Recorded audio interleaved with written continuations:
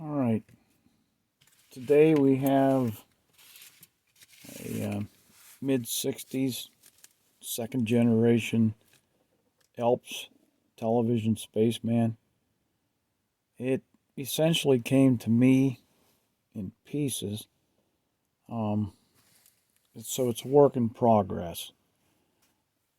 I was unable to locate the face shield that was missing of any kind of quality.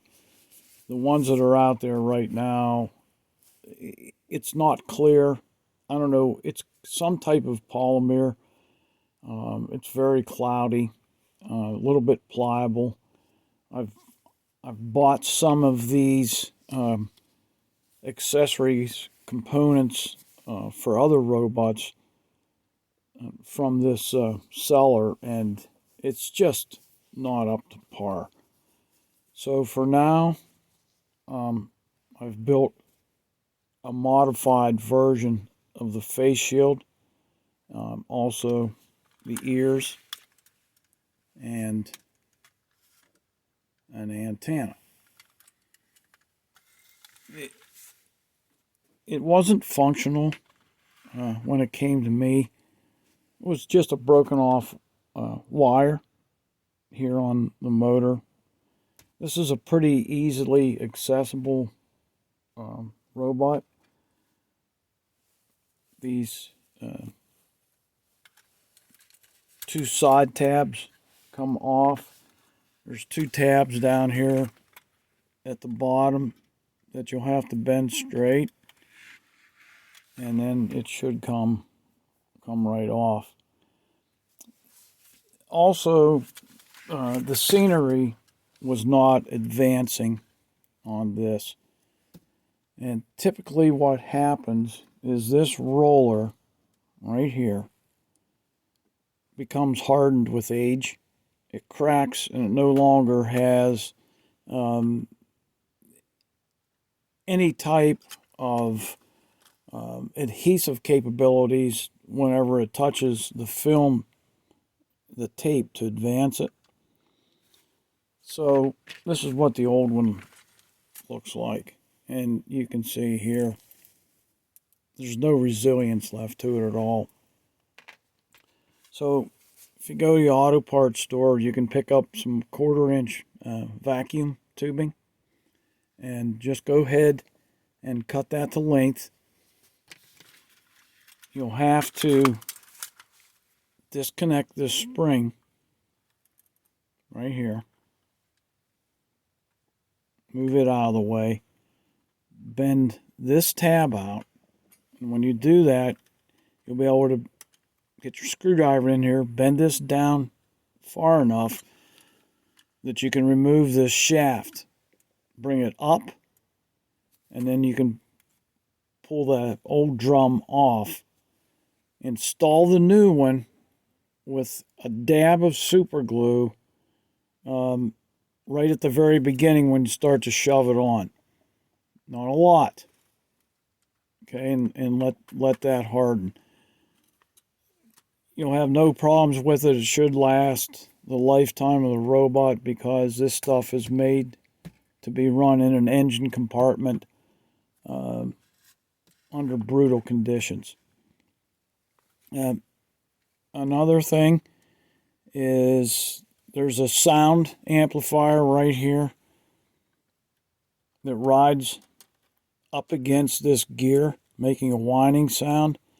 These will bend outwards after time, so you have to bend it back in. And also, it'll start to cut into the metal itself. If it gets bad enough, you're going to have to solder another piece of tin over top of that to extend its life.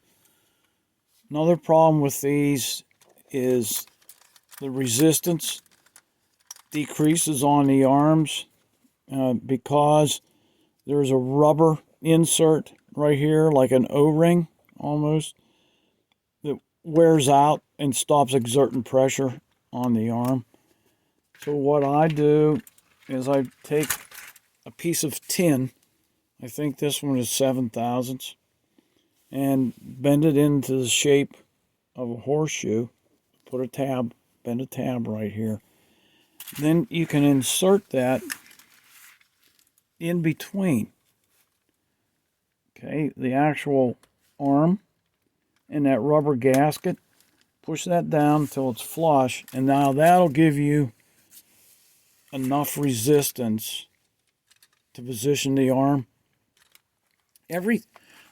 Another thing that this robot didn't have is it didn't have the grill right here. So I made that out of brass. And it's not exactly, let's see, like, where is it? The original.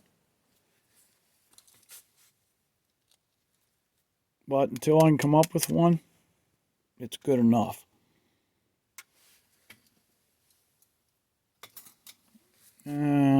Let's see if there's anything else. I think that's about it for this one. I like this robot. It's robust.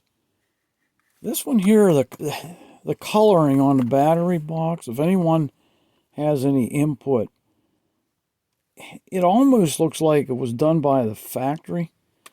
The claws were the same way, with just dabs of the blue, yellow, and red. I asked Ozzy if he'd ever seen this, and he said that he had not seen it on any models. Every photo that I look at, you can't see it. I don't know if it's supposed to be there or not. It's ugly, but if it's supposed to be there, I'll leave it. Everything I've done to this robot is reversible. I haven't done anything to damage the original bot. So as components make themselves available, I can simply replace them. But until then, I like this one better than the original goofy head that it had. Where is that thing? Oh yeah, this thing. Come on. Mine's better. Signing off.